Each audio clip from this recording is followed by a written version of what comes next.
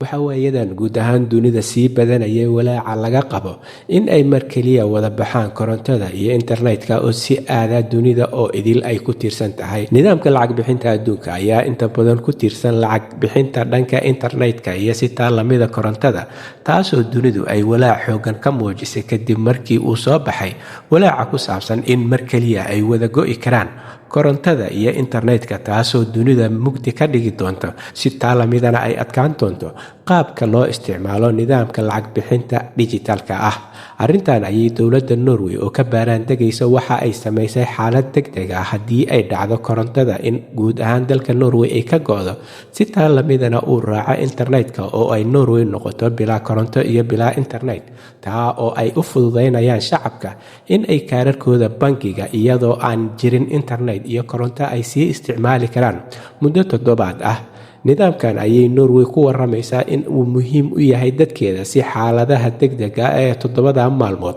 ay ugu fushadaan danahooda gaarka, dukaamada kala duwanna ay uga iibsadaan maciishada sida cunooyinka, cabitaanada, caanaha, dawooyinka iyo waxyaabaha muhiimka ah. Gudoomiyaha ku-xigeenka bangiga dhexe Paul Longeva ayaa ku waramaya in nidaamkan ay u dejiyeen si offline ah in ay kaararka bangiga ugu shaqayn karaan dadweynaha si xaaladaha degdega ah ee soo kordha haddii la waayo internetka iyo korontada ay ugu suuro gasho in ay u iibsadaan waxyaabaha ay doonayaan ee qutul daruuriga, cunooyinka, cabitaanada, dawooyinka iyo waxyaabaha lagama maarmaanka u ah. Waxa uuna sheegay nidaamka kaararka digitalka ee bangiyada ee Bank Expert ay yihiin kuwo muhiim u ah in ay u isticmaali karaan dadweynaha muddo 7 ah iyadoo offline ah oo aan loo baahan doonin koronto iyo internet. Waxa uuna sheegay in ay hadda kasii baaraandegayaan xaaladda oo dhici karta sida ku dhacda wadamada qaar ee Yurub sida Spain, Portugal iyo Faransiiska qaybo ka mid ah in la wada waayo mar keliya korontadii iyo internetkii, taasoo xaalad argagax iyo murugo iyo walaac ku abuurtay